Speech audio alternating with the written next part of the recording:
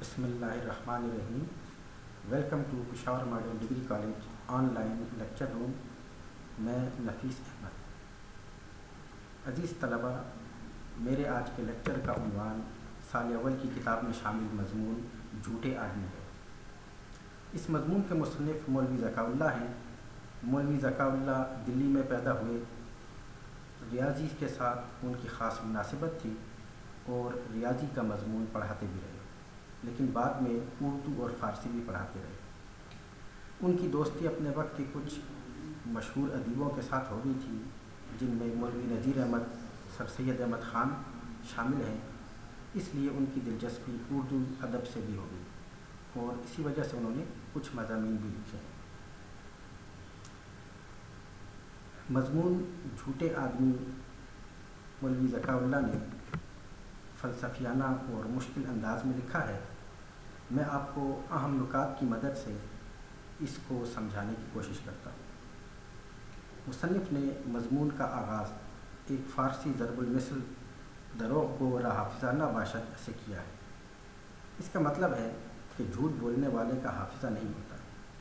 حافظے سے مراد عزیز طلبہ یادداشت ہے، یعنی جس شخص کا حافظہ کمزور ہو اسے اپنے وعدے یاد نہیں رہتے اور باتیں بھول جاتا ہے۔ دوسرا اہم نقطہ اس مضمون کا، وہ مصنف نے جھوٹوں کی اقسام بیان کی ہے۔ یہ سوال مشق میں بھی شامل ہے اور اس مشق کے یا اس مضمون کے اہم سوالات میں شامل ہے۔ پہلی قسم، مصنف نے جھوٹوں کی دو قسمیں بیان کی ہیں۔ پہلی قسم ہے ایک وہ جھوٹے جو جھوٹ تو بولتے ہیں مگر دل میں اسے سچا جانتے ہیں، یعنی وہ لوگ جو جھوٹ بول رہے ہوتے ہیں، کوئی واقعہ کوئی قصہ بیان کر رہے ہوتے ہیں، لیکن وہ یہ سمجھتے ہیں کہ وہ سچ کہہ رہے ہیں، لیکن اس واقعے کے کچھ مندرجات، اس واقعے کی کچھ باتیں ایسی ہوتی ہیں جو جھوٹ ہوتی ہیں، اس لیے وہ اپنے طور پر تو سچ کہہ رہے ہوتے ہیں لیکن واقعہ یا قصہ جو ہے وہ غلط ہو جاتا ہے اور وہ جھوٹ میں شمار ہوتا ہے۔ دوسری قسم کے جھوٹے وہ لوگ ہیں جو جھوٹی بات کہتے ہیں اور دل میں بھی اسے جھوٹ جانتے ہیں، یعنی وہ نیتاً جھوٹ بول رہے ہوتے ہیں، ان کو معلوم ہوتا ہے کہ وہ جو کچھ کہہ رہے ہیں وہ جھوٹ ہے، لیکن وہ یہ چاہتے ہیں کہ دوسرے لوگ ان کی بات پر یقین کریں۔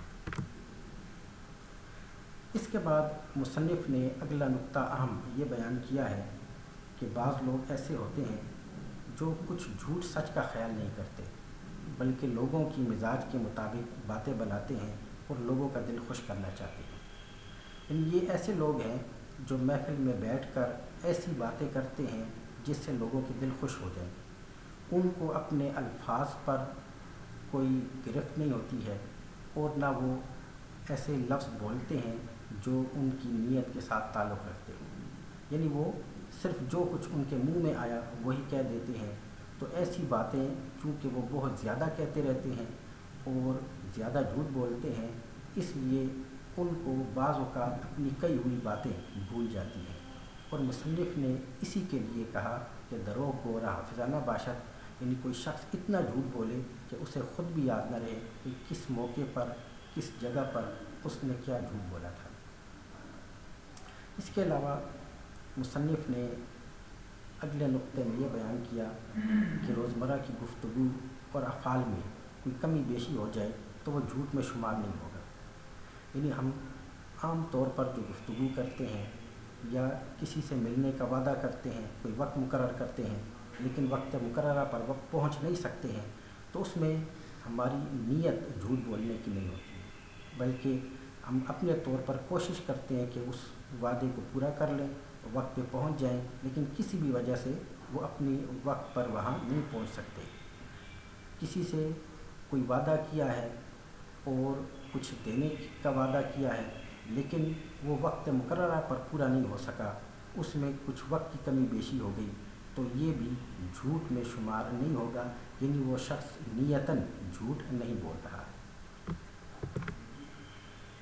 اس کے علاوہ مصنف نے معاشرتی حوالوں سے بات کرتے ہوئے بہت اہم ایک نقطہ بیان کیا کہ بعض والدین بچوں کی چھوٹی چھوٹی شوخیوں پر اور ان کی شرارتوں پر انہیں سزا دیتے ہیں، لیکن والدین کو چاہیے کہ اپنے بچوں کی دو ایسی خطائیں ہیں جن پر سزا ضرور دیں، اور وہ ہیں ایک جھوٹ اور دوسری نافرمانی یعنی سرکشی۔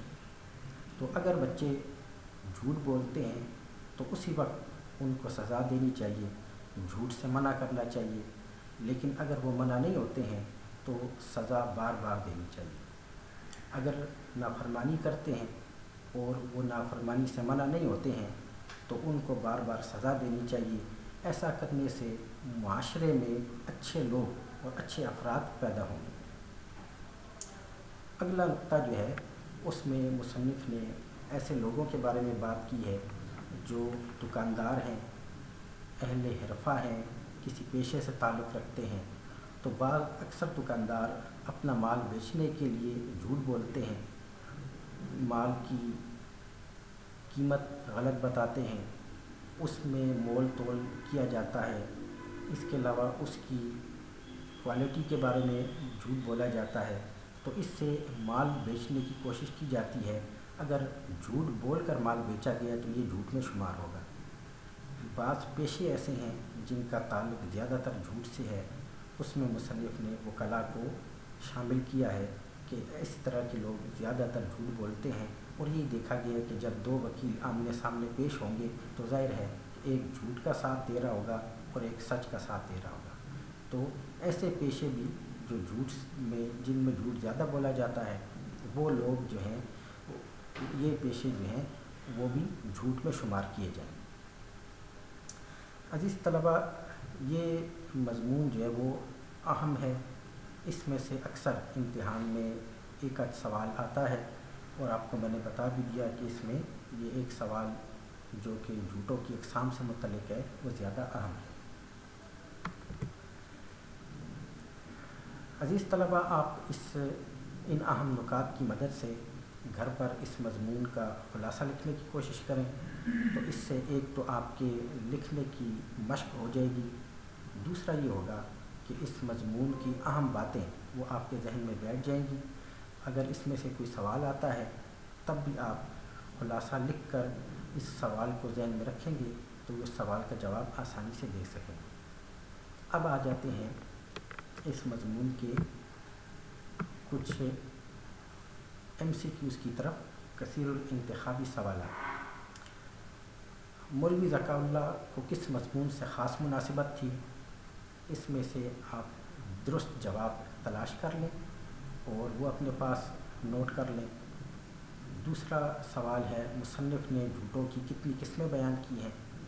اس کو بھی آپ دیکھ لیں کہ کتاب سے بھی دیکھ سکتے ہیں اور اپنی یادداشت کے پر بھی آپ یہ لکھ سکتے ہیں کہ اس کا درست جواب کیا ہے۔ اس کے علاوہ آپ مزید 8 کثیر الانتخابی MCQs جو ہیں وہ اس سبق میں سے تلاش کر لیں، تو یہ مضمون جو ہے وہ اہم ہے۔ اس کے علاوہ اس مضمون میں کچھ لفظ ایسے ہیں جو مشکل ہیں، ان الفاظ کو استعمال کیا جا سکتا ہے جملوں میں، تو اس حوالے سے بھی کوئی ایک لفظ جو وہ آ سکتا ہے۔